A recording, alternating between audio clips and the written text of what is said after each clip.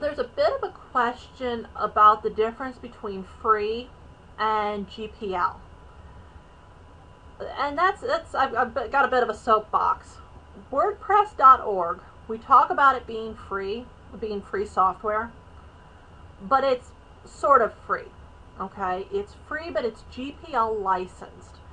And GPL license has some rules attached to it. It has some rules that say, if you develop anything on top of it, that what you develop on top of it has to also be GPL licensed. Okay, it has to share this same kind of license, the same open source.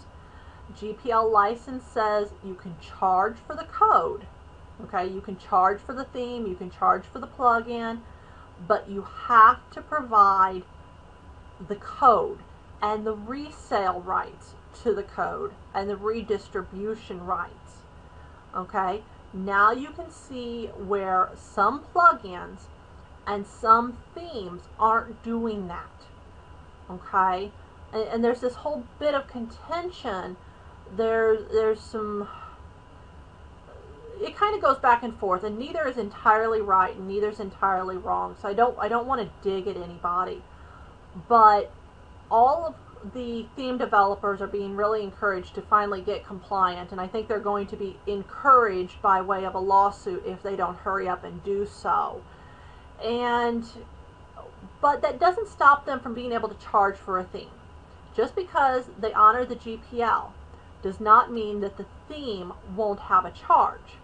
What it will mean is that you will be able to use the theme on client sites. You will be able to use the theme pretty much anywhere you want, but that because the name is copyrighted, you can't just resell it under the name, or excuse me, trademarked. And if you want support, and that's the big one, if you want support, if you want updates, if you want any of the additional bells and whistles, that's what you're getting when you pay for premium themes. Okay, and that is one of the biggest reasons that, there is some big contenders in the premium theme categories. Thesis, which is DIY themes, Woo themes, Studio Press, iThemes. All of these are big development companies. Well, with the exception of Thesis, they're all GPL licensed. You get support forum access to them. You get upgrade access to them and stuff when you pay for the premium copies. And that's the advantage of doing it, because you have somewhere you can go. Okay, sorry, bit of a soapbox. That is a whole big, there is such a big bane of contention going on in the moment as they try to get more of these companies to comply with what their agreement with WordPress actually is. And I always get torn. I always, theme developers have wrote a lot of code that is their own. And to force them into a licensing structure when only half of the code can legally be licensed that way, when all the CSS and the graphics and development can't be forced under GPL, is really sometimes hard on them. Okay, particularly if they don't know how to position themselves in a open source environment. And some of my absolute favorite plugins in the world, some of them that I run my business off of, are not GPL compliant.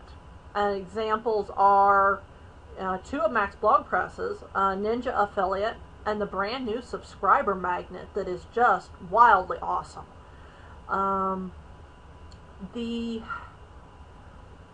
can't say, in my heart, to force Mac's blog press to GPL those, because if they did, they never would have came into existence. Okay, it is the additional funding that allows him to not work a day job, to code on those plugins, and to bring plugins to market that are cutting edge.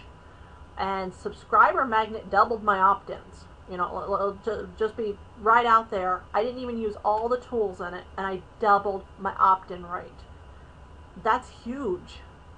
There's nothing else I've used that's done that.